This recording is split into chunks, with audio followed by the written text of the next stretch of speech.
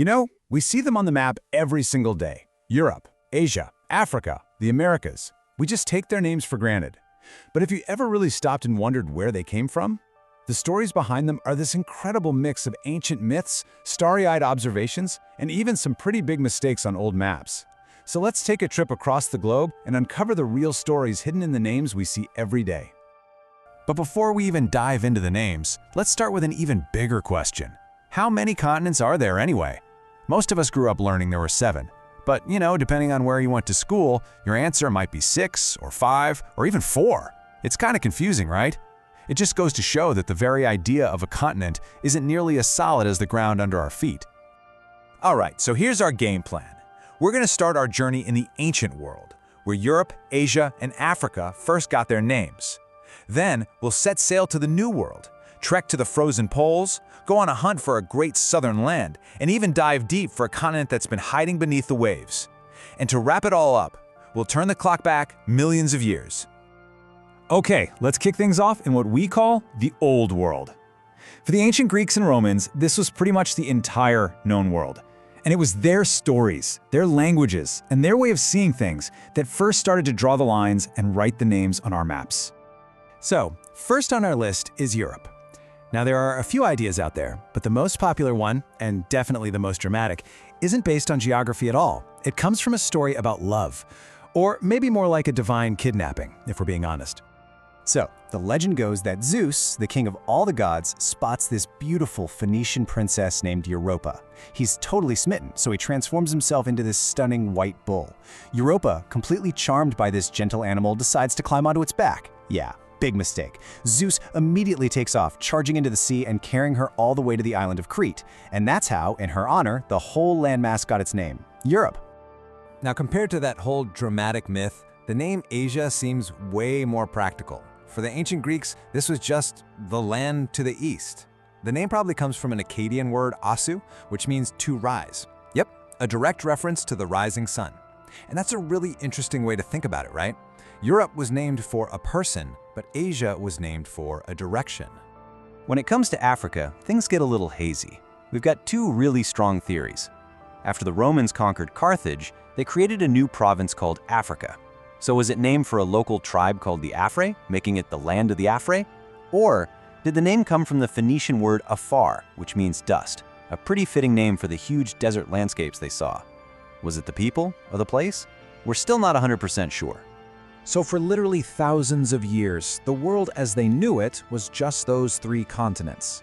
But then came the age of exploration, and it didn't just expand the map, it completely blew it up.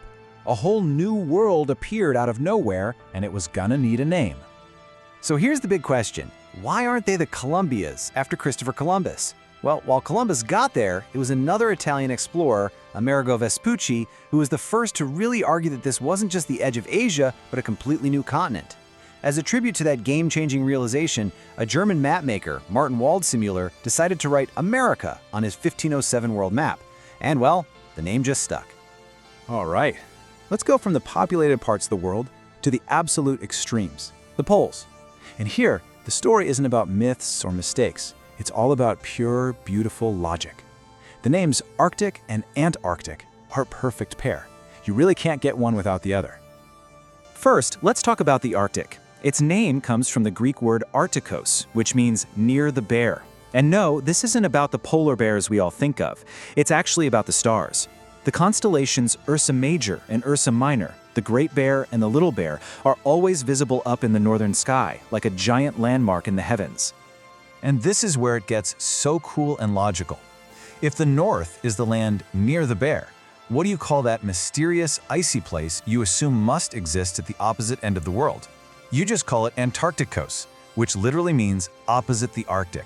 It's so simple, it's actually brilliant. So how in the world do you name a continent you're not even sure is real? For centuries, geographers had this theory that a huge landmass had to exist in the south, just to balance out all the land in the north. They even gave this ghost continent a name. They called this imaginary place Terra Australis, which is just Latin for southern land. For hundreds of years, it showed up on maps as this giant made-up blob at the bottom of the world. So when explorers finally did find and chart the coast of this massive island, the name was pretty much just waiting for it. They adopted it and shortened it to Australia. It was named not for what it was, but for what people had been dreaming it would be for centuries. Okay, this area of the globe can get a little tricky with its terminology because you hear 3 different names thrown around: Australia, Australasia, and Oceania. Let's clear it up real quick. Australia is the continent and the country itself. Simple enough. Now, if you zoom out a bit and include New Zealand and some other nearby islands, you're talking about Australasia. But if you zoom out even further to include basically all the Pacific Islands, Micronesia, Polynesia, all of it, that whole vast region is Oceania. So you've got 3 different names for 3 different ways of looking at the map. And hey, speaking of New Zealand, our story is about to take a very modern twist. What if I told you there's another continent out there? One that's been hiding in plain sight this whole time. Or maybe hiding just beneath the waves.